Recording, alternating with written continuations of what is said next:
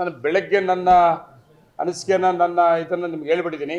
ಈಗೇನು ಹೇಳಬೇಕಾಗ್ತದೆ ಅಂದರೆ result announce ಆಗಿದೆ. ಎರಡೂ ಜಿಲ್ಲೆಯ ಈ DCC ಬ್ಯಾಂಕ್ಗೆ ಸಂಬಂಧಪಟ್ಟಂಗೆ 18 ಕ್ಷೇತ್ರಗಳಲ್ಲಿ ಈಗಾಗಲೇ 14 ಕ್ಷೇತ್ರಗಳು ಡಿಕ್ಲೇರ್ ಆಗಿದೆ.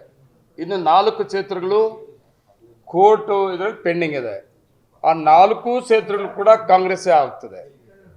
ಈಗ ಕೋಲಾರ ಕೂಡ ಅಷ್ಟೇ, ಈಗ ಅಲ್ಲಿ 1 ವೋಟು ಡಿಫರೆನ್ಸ್ ಇರೋದ್ರಿಂದ ಕೋರ್ಟಿಂದ ಬಂದಿರೋದು, ಅದು ಪೆಂಡಿಂಗ್ ಆಗಿದೆ 4. ಅದರಲ್ಲಿ 14ರಲ್ಲಿ 10 ಕಾಂಗ್ರೆಸ್ ಆಗಿದೆ,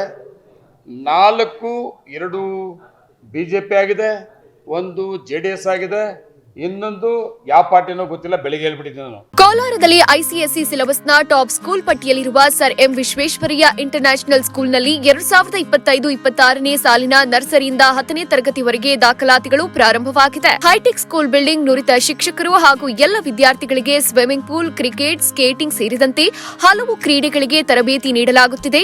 ನಿಮ್ಮ ಮಗುವನ್ನ ದಾಖಲು ಮಾಡೋಕೆ ಇಂದೇ ಭೇಟಿ ನೀಡಿ. Sir M Visvesvaraya international school, ಕುಡಾ ಲೇಔಟ್, ಬೆಂಗಳೂರು ಉತ್ತರ, ವಿವಿ ಸಮೀಪ, ಟಮಕ ಬಡಾವಣೆ, ಕೋಲಾರ. ನಮ್ಮ ಕಾಂಗ್ರೆಸ್ ಪಾರ್ಟಿ ಅಲ್ಲ ಅಂತೇಳಿ ಬೆಳಿಗ್ಗೆ ಹೇಳಿದ್ದೀನಿ, ಮತ್ತೆ ಅದು ರಿಪೀಟ್ ಮಾಡೋದು ಬೇಡ. ನನ್ನ ಅಭಿಪ್ರಾಯದಲ್ಲಿ ಹೇಳ್ಬಿಡ್ತೀನಿ, APMK ಅಂತ ಅವ್ರ ಪಾರ್ಟಿ, ಗೋವಿಂದಗೌಡರು. ನಾನು ಆಲ್ ಪಾರ್ಟಿ ಮುನ್ನೆಟ್ರ ಕಳಗಂ ಅಂತ. ನಾನು 2 ಜಿಲ್ಲೆಯ ಈ DCC ಬ್ಯಾಂಕ್ ಸಂಬಂಧಪಟ್ಟಂತ ವೋಟರ್ಸ್ ಏನಿದ್ರು, ಡೆಲಿಗೇಟ್ಸ್, ಅವ್ರಿಗೆಲ್ಲರಿಗೂ ಕೂಡ ನಮ್ಮ ಕಾಂಗ್ರೆಸ್ ಪಕ್ಷದ ಆಡಳಿತ ಮೇಲೆ ಮತ್ತೆ ಇವತ್ತು DCC ಬ್ಯಾಂಕ್ ಒಳ್ಳೆ ಆಡಳಿತ ಬೇಕು ಅಂತ ತಗೊಂಡಂಥ ತೀರ್ಮಾನಕ್ಕೆ ನಾನು ವೈಯಕ್ತಿಕವಾಗಿ ಅಭಿನಂದನೆಗಳು ಹೇಳ್ತೇನೆ. ಅದರ ಜೊತೆಗೆ ನಾನು 2 ಜಿಲ್ಲೆಯ ನಾಯಕರುಗಳಿಗೆ ಒಂದು ಧನ್ಯವಾದ ಕೂಡ ಹೇಳಬೇಕಾಗ್ತದೆ.